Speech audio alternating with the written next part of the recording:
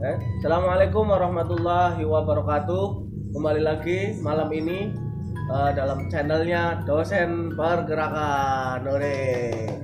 Nah, kali ini saya bersama aktivis sekaligus tokoh pergerakan. Biasa kalau dosen pergerakan itu ada tiga. Pertama, soal mengajak berpikir. Kemudian bersikir artinya meneladani atau mewawancarai tentang tokoh-tokoh pergerakan. Yang satunya adalah bergerak bersama. Kali ini malam ini saya bersama tokoh pergerakan, yaitu Bambang Asmoyo atau sering kita sebut sebagai Bambang Bakin atau Mas Bambang Bakin. Mas Bambang, ngobrol biasa Mas. Aduh, ngobrol biasa. Ini tangan, ya Mas. tangan aja seneng. Ya wes. Ada beberapa yang saya pikirkan. Mungkin apa kemudian Mas Bambang juga memikirkan atau enggak, soal bagaimana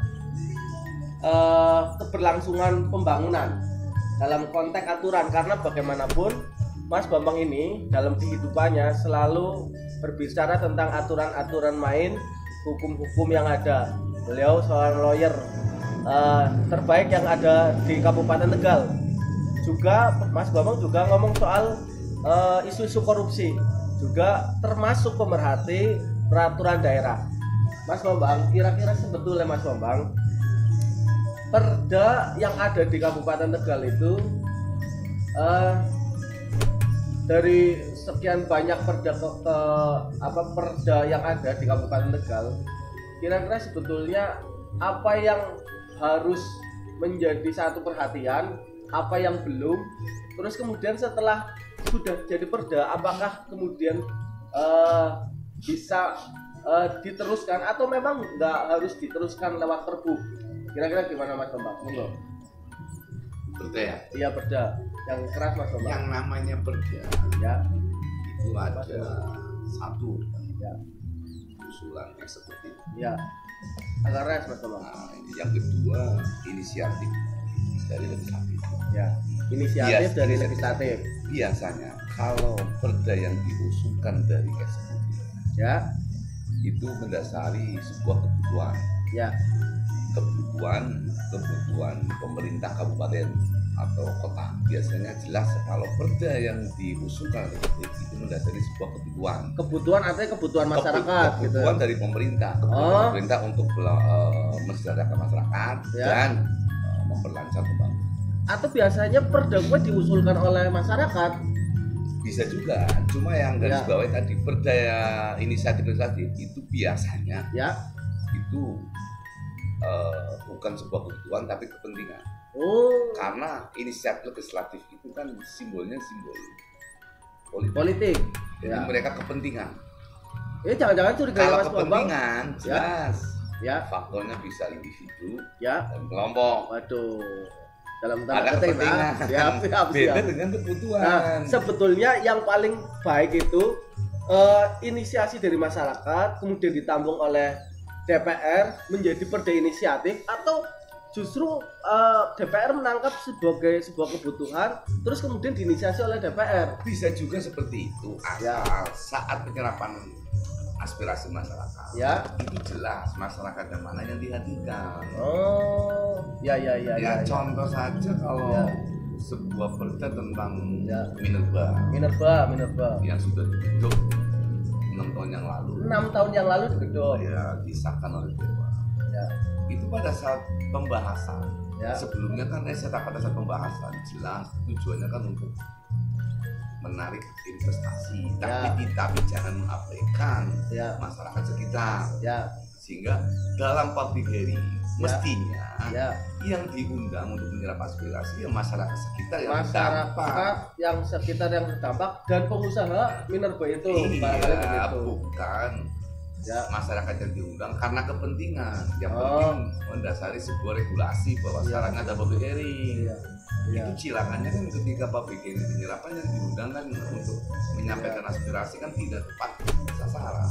Sehingga inisiatif kan makanya kalau perda-perda yang dihasilkan dari inisiatif legislatif jelas itu faktor utamanya kepentingan bukan kebutuhan, karena DPR dan DPRD itu jelas simbolnya simbol politik.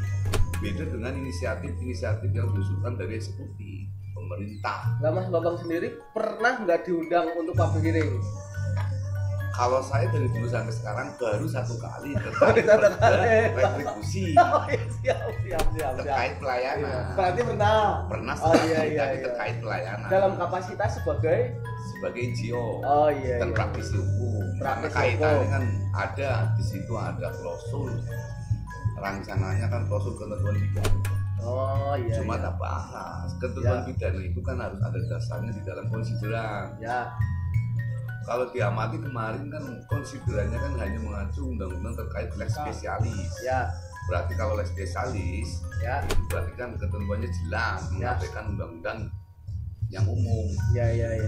Cuma ketentuan pidananya itu yang ditimbulkan dari sebuah perda itu rancangannya. Ya. Kalau saya amati hanya mengukur pada pemidanaan terhadap penyelenggara. Itu dalam konteks penyelenggara ketika tapi terjadi penyelenggara dalam hal ini berarti ASN. Ya, ASN. Tapi sebagai pengguna pelayanan. Ya. Itu ketentuan pidananya dasarnya dari mana? Karena itu yang dipertanyakan oleh Mas Bambang gitu kan. Ketentuan pidananya apa? Jadi pengguna layanan loh. Ya. Kalau penyelenggara kan tapi juga ketika kemudian ada diskusi sampai juga mengusulkan klausul kan. Saya sudah tak usulkan. Iya. Bahasanya mereka alasannya tidak ada tata urutan perundangan, sedangkan tata urutan perundangan jelas kok. Iya. Gamblang. Ya. Keputusan paling desa yang paling terakhir. Iya.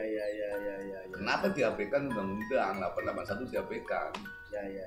Sedangkan itu jelas ketentuan pidana. Nah itu sudah ada perbuknya atau belum? Baru rancangan. Ini baru rancangan berarti raperda gitu ya? Raperda, retribusi dan sebagainya. Itu kan inisiatif dari eksekutif bukan Iya. Eksekutif tujuannya yang jelas karena kan perda pelayanan sementara tower kan adanya moratorium. Oke. Sehingga harus jelas terkait retribusi. Ya Mas. Bahas soal perda ya Mas. Ini ada perda yang kemudian kemarin juga dibahas di Nyong Kopi soal perda toko modern. Kira-kira sebetulnya anggar perda Mas. Gue kudu perbube apa langkah sih Mas kudune Mas? Harudut. Enteng apa ya kayaknya Mas? Enteng. Ya kayak sih. Harudut maning. Lagi tuh. Itu peraturan. Ya. Lah sebagai pelaksanaannya. Ya. Sehingga kalau orang mau melaksanakannya harus ada tanda hukumnya harus dikeluarkan. Kalau perda sudah keluar berarti perda harus dikeluarkan. Kalau sampai sebuah peraturan juklaknya tidak ada dasar hukumnya, ya itu berarti kan bisa dibatalkan. Atau secara langsung batal dulu. Atau kalau memang harus ada perbuknya. Nah, pelaksanaannya dari mana? Sebuah peraturan itu harus ada peraturan pelaksanaannya.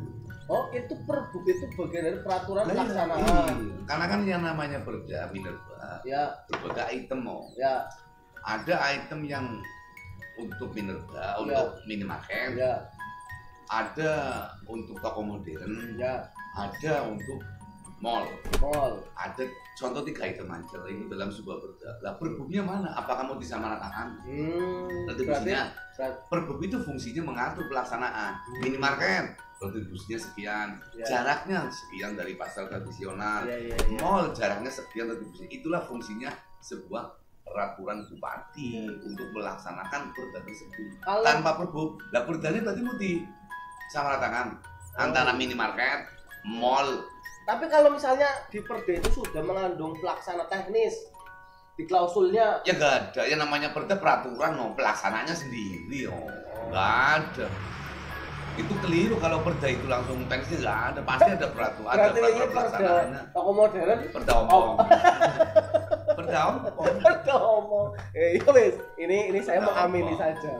Nah, termasuk ini Mas, yang memang harus kita kalahkan soal perda kepemudaan Mas. Alhamdulillah perda kepemudaan itu sudah digedok di tahun 2017 2019-2020 lah kira-kira begitu.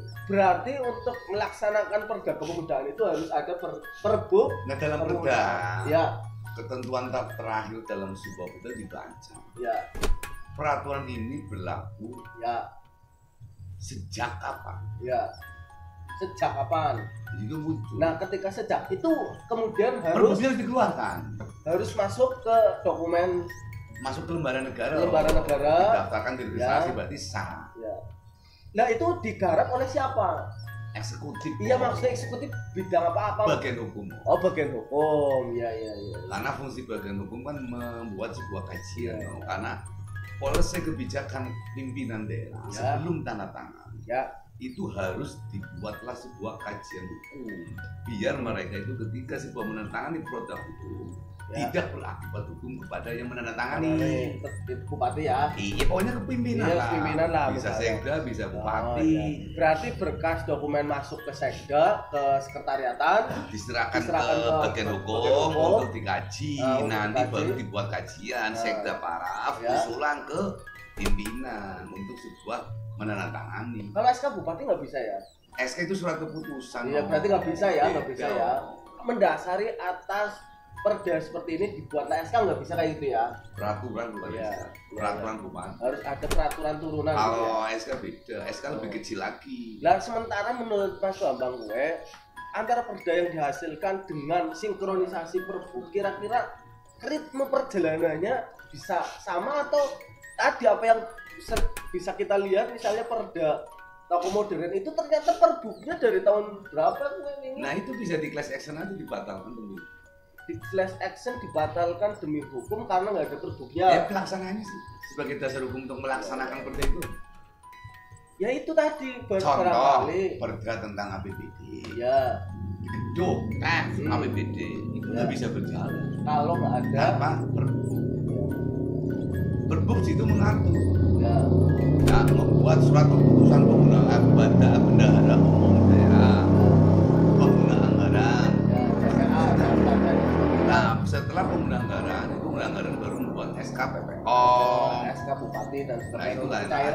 Nah, itu kan dasarnya kan dari situ. Makanya kan ketika sebuah peraturan dasar hukum untuk melaksanakannya Perbu. Intinya berarti kalau dalam kota ya berarti perwal. Kalau Perda layak anak kayaknya belum ada Perbunya, apa udah ada ya? Pokoknya Perda layak anak itu ada. Iya, siap. Peraturan masuk ke lembaga negara. Nah, pertanyaan ke? Iya, pertanyaan. Belum ada Perdane, saya Bupati kemudian bikin Pergub bisa enggak? Anggota Perdane, Bupati, misalnya anak Pergub ya Mas? Pergub atau kemudian muncul dari PP. PP. Permen. Iya, permen misalnya terus langsung gawe Pergub. Karena Perdane langka. Itu bisa karena ada aturannya lebih tinggi. Makanya kan dalam sebuah peraturan konsiderannya kan harus dibaca. Pergub, contoh Pergub apa ya, penanganan virus corona kan keluarkan Pergub ya tanpa Perda. Karena orang laka ya. Ada aturan yang lebih tinggi kan ada. Acuannya konsiderannya mengacu sana langsung bisa. Sama Perda pun nanti mengasuhnya dari sana, nggak boleh bertentangan. Nggak boleh bertentangan karena peraturan daerah tidak boleh bertentangan. Pokoknya sebuah aturan itu tidak boleh bertentangan dengan tata urutan peraturan yang lebih tinggi. Berarti karena itu loncat toh. Orang perlu anak Perda. Nah itu kan masalah COVID kan nasional. Ada sebuah keputusan darurat ya. Iya. Kayak Perpu lah misalnya. Dibuatlah surat keputusan tanggap darurat. Iya. Kayak Perpu misalnya. Tanggap darurat dari pusat. Kaitannya kan karena tanggap darurat. Iya. Contoh lagi bencana alam. Nggak ada Perda bencana alam. Apa ada? Anggarannya. Kan masuknya di situ dana tak terduga bupati. Dana tak terduga bupati mengacu pada Perda tentang anggaran untuk kegiatan rencana untuk penanggulangan bencana alam. Masuknya ke tanggap darurat. Iya, terus? Iya, masuk tanggap darurat. Itu kan nggak ada perda tersendiri, nggak ada. Perdanya nginduk di APBD. Kan perdanya nginduk di APBD, nggak ada perda sendiri. Keluarlah ya sebuah keputusan bupati untuk mencaikan anggaran sih. Berarti intinya bahwa perda yang sudah digedok sebaiknya ketika sudah ditetapkan per tanggal berapa masuk ke lembaga negara, terus kemudian langsung untuk melaksanakan. Nah, saya sebagai masyarakat misalnya menunggu kira-kira bisa mengaksesnya ke bupatinya atau ke hukumnya bagian atau hukum yang sudah, apakah sudah ada? Karena dasar usulannya kan dari bawah. Untuk membuat perpu, bupati kan tidak berpikir berpikir secara dalam untuk merencanakan sebuah peraturan. Karena sudah ada staf-stafnya yang dianggap mumpuni dan mampu, apalagi ada bagian hukum. Jadi perpu itu mendasari perda, bagian hukum membuat. Nah nanti setelah buat draftnya bisa diserahkan ke sekda dibaca dulu. Setelah sekda dibaca barangkali belum lengkap atau ada yang keliru, turun lagi ke bawah. Ketika sudah dianggap lengkap, naikkan ke bupati mau tanda tangan, ya sekda sebagai yang mengesahkan lembaga negara harus paham. Mas, gimana? Takon mana ke? Ya, teman. Sebelum perda digedok, apakah harus dikonsultasikan dulu atau digedok dulu di DPRD, terus kemudian dikirim ke gubernur, terus dikirim ke Kemendagri, atau sebenarnya digedok terus kemudian muncul aturan-aturan itu, misalnya perda harus dilaksanakan tanggal sekian, dilaksanakan tahun sekian, atau harus dikonsultasikan dulu, terus kemudian nanti disahkan oleh DPRD. Ya perda nggak ada konsultasi kecuali BPD, masalah keuangan, keuangan negara, karena keuangan daerah kan sumber dananya kan dari pusat dan dari provinsi, sehingga ketika mau disahkan konsultasi dulu. Soalnya kan sumber dana provinsi, sekarang mau disahkan, nggak tahunya platform anggaran sekian, nggak tahunya provinsi ada dana, mau masuk di mana anggaran itu. Itu makanya APBD. Itu fungsinya konsultasi terkait itu APBD anggaran, APBD. Anggaran kasus di luar APBD nggak ada konsultasi. Kasus terakhir. Itu perda kemudahan belas. Ya, berarti ada sumber dana yang dari sana. Kasus terakhir soal RT RW misalnya. RT RW itu, maksudnya kalau RT RW. Beda perda enggak. Yang namanya RT RW tata ruang itu jelas ya. Itu kalau namanya yang lagi ramai untuk kawasan industri, SK Kementerian. Kebetulan Tegal nanti akan menjadi kawasan industri. Sebuah kawasan itu ada surat keputusan menteri. Kawasan industri itu keputusan menteri, dan pengaturan tata ruang kawasan dimanapun itu juga mendasari dari sana semua. Sehingga bukan konsultasi, tapi di sini membuat sebuah usulan, diserahkan ke sana, ke ATR, Agraria Tata Ruang Kementerian. Di sana ACC enggak, tinggal komunikasi atau bahasa umumnya konsultasi. Karena yang punya kawasan itu kan dari pemerintah pusat. Artinya setelah di sana menyetujui baru di sini digedok. Itu tidak perubahan atau enggak. Kalau kawasan itu SK menteri tanpa gitu. Perdanya itu kan hanya review perubahan. Kalau perdanya gedungnya nanti berlakunya kan nanti di 2012 sampai 2032 itu perda. Perda RTW. Maksudnya karena merubah itu harus 5 tahun. Review itu tiap 5 tahun itu direview karena kebutuhan sudah sebuah daerah direview. Review itu kalau sebuah kawasan harus tanda tangan Kementerian ATR. Tapi kalau perdanya sendiri 2032 nanti terkait perda RTW. Berarti belum turunnya perubahan itu karena dari pusat. Review. Iya, di sana belum keluar tanda tangannya SK. Review itu dibahas oleh DPRD. Nggak perlu DPRD. Kalau perda usul itu nggak perlu DPRD, tinggal OPD tata ruang itu sifatnya nggak ada rapat-rapat DPRD pembahasan review. Review nggak ada pembahasan. Perubahan? Ya review bukan perubahan. Kalau perubahan review kan dengan perubahan beda. Enggak, apakah itu bukan namanya perubahan misalnya RT kalau perubahan APBD ini berarti perdanya dirubah. Iya, misalnya begini, misalnya RT RW juga mengatur kan lahan hijau, lahan kuning. Nah, ketika 5 tahun itu ada perubahan, lahan hijau menjadi lahan kuning, apakah itu review atau perubahan? Review bukan perubahan. Kalau perubahan perdanya resminya nanti 5 tahun. Bukan 5 tahun. Berarti 2012 sampai 2032 berapa tahun? Ya 10 tahun. 20 tahun. Nah, itu apa? 2012 sampai 2032. Iya, perda RTW itu sudah disahkan. Enggak, perda merubah itu jangkanya berapa tahun? Kalau itu reviewnya 5 tahun. Review RT/RW khusus, tapi khusus RT/RW. Iya, review. Karena sebuah kawasan kan apa namanya? Kalau di luar itu misalnya kayak tadi pasar tradisional toko modern kan ada perubahan. Iya. Itu berapa tahun sekali boleh? Bukan perubahan, aslinya kan di pasar modern itu nggak ada perubahan. Bahwa akan mendirikan sini diperbolehkan enggak lahannya. Iya. Itu toko karena apalagi ada perda, cuma perdanya kan ini perda ompong itu nggak ada jumlahnya. Ada soalnya di toko modern pasar tradisional dan toko modern itu 2014, terus kemudian di 2015 ada perubahan klausul. Ya perubahan untuk penambahan item. Iya. Klausul. Ya penambahan pasal. Itu namanya perubahan apa review? Kalau perda itu perubahan. Kalau itu perubahan. Kalau kecuali itu RT/RW ya. Itu sudah gitu berlaku 2012 sampai 2032 sudah ketentuan berlaku. Perda itu berlaku 2012 sampai 2032. RT/RW. Ya sudah berlaku. Perdanya itu yang berlaku karena sudah dikeluarkan perpu. Iya. Tapi kalau penambahan ada suatu kebutuhan karena hal-hal yang mungkin insidentil. Iya, itu namanya review. Itu direview. Kalau perdanya yang dirubah, yang lebih masa iya, dirubah. Kayak undang-undang Cipta Kerja. Karena gini. Sudah digedok. Terus kemudian kalau mau mengingat perubahan, namanya review undang-undang Cipta Kerja ya. Gini, sebuah perda, pembahasan perda tidak semudah yang dibayangkan. Harus dibahas dulu, bamus. Buat jadwal, masuk nggak? Proleg, program legislasi, masuk nggak di program legislasi untuk perubahan? Bamus, proleg, pembentukan lembaga. Iya. Pansus. Bukan pansus. Apa? Minta ke Bapak.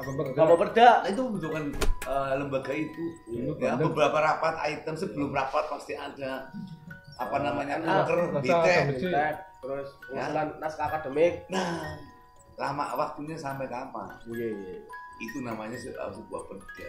Makanya kan kalau perda Dewi itu sudah diketok baku 2012. Iya. Oke, Mas, berarti misalnya Mas, perda gue digedok, tapi sebagai orang masyarakat yang menginisiasi itu lantas ternyata tidak puas. Itu langkah-langkahnya bagaimana, Mas? Perbunya sudah keluar belum? Misalnya sudah, misalnya belum, Wes. Misalnya belum, tinggal minta dirubah dulu. Minta dirubah atau diinterpretasi perbuk? Dirubah. Kalau di apa namanya yang tidak masuk dalam perda, ya, itu berarti harus ada klausul perubahan, dulu, tambahan. Ya. Coba saja, kalau sudah keluar perbu, nggak mungkin. Ya. Perda itu kan dirubah. Ya. Berarti kalau dirubah perbunya dirubah. Ya. Berarti biasanya perda itu dirubah, ada perubahan. Perbunya sudah keluar, tapi tidak nyambung. Contoh, perda ini tentang pelayanan terkait tower. Di situ retribusi 1,5 juta sebuah pendirian. Ya. Keluar. Sedangkan di sini Dinas Penanaman Modal, DPM PTSP ditarget PAD 6 miliar. Jumlahnya contoh ditarget 6 miliar dengan jumlah tower yang hanya 200-an wis. Ya. Berapa kali 1,5 juta? Orang cukup lah ya. Nah, makanya kan ditambahi. Akhirnya kan di moratorium dulu. Ya. Setelah moratorium lalu jangan cabut dulu. Ya. Di sini membuat rancangan perda. Ya. Atau di sini membuat perbu karena perdanya sudah ada. Perbunya itu mengatur tentang retribusi. Ya. Perdanya masih utuh. Hanya perbunya yang mengatur tentang retribusi. Lah mikir mau perdane jumlah sama ini tapi perbube karena itu itulah makanya pasalnya itu ada pasal namanya tambahan fleksibel lah yang namanya perubahan perubahan perda sekian tentang minerba perubahan atas perda sekian nomor sekian kan ya. Perda yang pertama masih berlaku hanya itu kan ada perubahannya ada penambahan Ya. Mas, sekali lagi Mas, di dalam kondisi sosial masyarakat begini, menurut Mas Bambang sebagai pengamat sosial juga, kira-kira sebetulnya sih perlu diinisiasi perda masalah apa Mas? Kalau perda ya apa wis kondusif lah ya? Yang namanya perda acuannya ya acuan program kerja pemerintah. Iya. Program kerja pemerintah. Kalau misalnya perda kebudayaan kira-kira penting apa aja sampean wis ya. Nah di situ ada anggaran dan OPD bidang kebudayaan enggak? Ada. Ya berarti harus ada perda. Harusnya begitu ya. Ya ada anggarannya. Iya. Dalam APBD ada anggaran untuk kebudayaan dititipkan melalui OPD ini yang dibuatkan peraturan.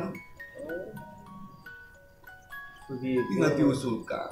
Ya. Cuma cara mengusulkan itu. Soalnya begini Mas, karena perda kebudayaan diusulkan itu karena juga ada undang-undang tentang kebudayaan.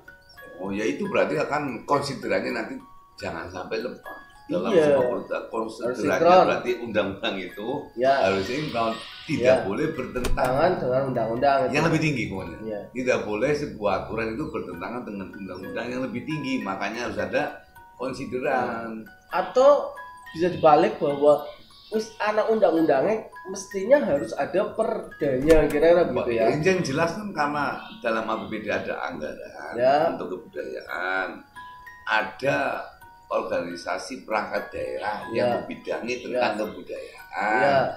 Nah tinggal peraturannya kan berarti harus dibuat.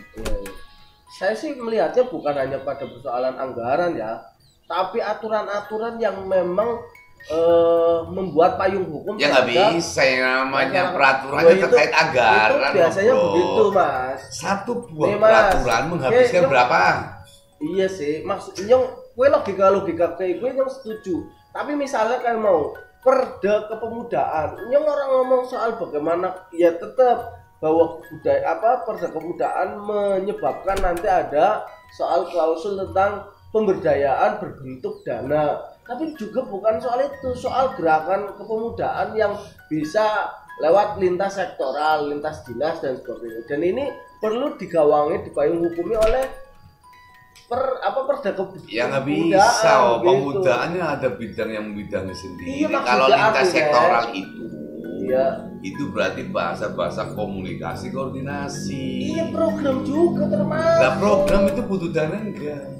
Butuh. Ya makanya kan gua coba. Iya, artinya bukan hanya dana, tapi misalnya yang lain masuknya organisasi kepemudaan untuk di sekolah-sekolah kan nggak butuh dana sebetulnya yang kayak gitu. Lah itu kan bukan masuk dalam sebuah perda, itu tinggal program kerja. Yang penting peraturannya, perdanya ada tentang kebudayaan. Iya. Dengan target dan tujuan apa. Nah, iya benar. Itu berarti maksudnya kan di programnya saja. Ya artinya bukan hanya pada persoalan kalau sudah ada program ya pasti ada anggaran. Perda digedok target pemuda berarti ini Mas perda digedok pasti kemudian berbicara soal anggaran, pasti harus ada anggaran anggaran operasional untuk pelaksanaan. Iya, anggaran operasional dari mana? Anggaran pelaksanaan ya dari sumbangan. Dari APBD. Ya makanya betul sudah enggak. Iya maksudnya konstruksinya bukan hanya pada persoalan anggaran, tapi payung hukum, terus kemudian legitimasi soal ruang lingkup. Kalau legitimasi ada dinas yang membidangi masalah pemuda. Berarti legitimasinya sudah ada. Ya. Wong OPD-nya ada. Dinas pemuda, olahraga, wisata. Berarti legitimasinya ada. Ya. Sudah legitimasi karena sudah ada OPD-nya. Ya OPD-nya gue. Iya. Berarti yang berhak mengusulkan OPD itu. OPD yang ada bidang kepemudaan. Sini loh. Tak buatkan draft. Ini gimana, setuju enggak? Ya. Kalian pemuda nih draftnya seperti ini untuk dia dalam perda. Mestinya kan seperti itu. Iya. Bukan pemuda yang membuat draft, enggak. Kalau orang disuruh masyarakat membuat, pasti faktornya beda. Nyoba jaluk oke. Tapi kalau dinas OPD eksekutif yang mengusulkan tujuannya untuk menunjang pembangunan. Iya. Tujuannya jelas untuk menunjang. Public hearing sih apa? Public hearing kan juga termasuk. Nah, public hearing itu kan mengundang masyarakat untuk menyampaikan aspirasi. Iya, termasuk. Cuma saya katakan beda, draftnya sudah ada. Itu masyarakat hanya menyampaikan itu sekian persen diterima atau tidak terima. Iya, akar diterima deh. Itu foto ala atau cuma yang jelas. Iya. Public hearing itu yang jadi tanda petik. Iya, men. Yang diundang itu masyarakat yang mana? Lah gue. Itu yang jadi tanda tanya. Lah sampean masyarakat apa? Lah saya diundang pernah sekali ya kaitan pelayanan publik, kaitan masyarakat. Dan ahli hukum. Pakar hukum. Di luar itu saya nggak pernah. Iya. Makanya kadang kan bingung.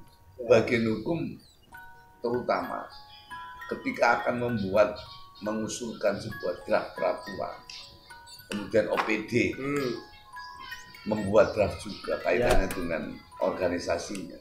Ya. Sebelum dibahas oleh Dewan, kan eksekutif membuat sebuah acara public hearing. Sebelum dibahas loh, public hearing itu sebelum dibahas. Di sana eksekutif pokoknya pernah diundang public hearing gue.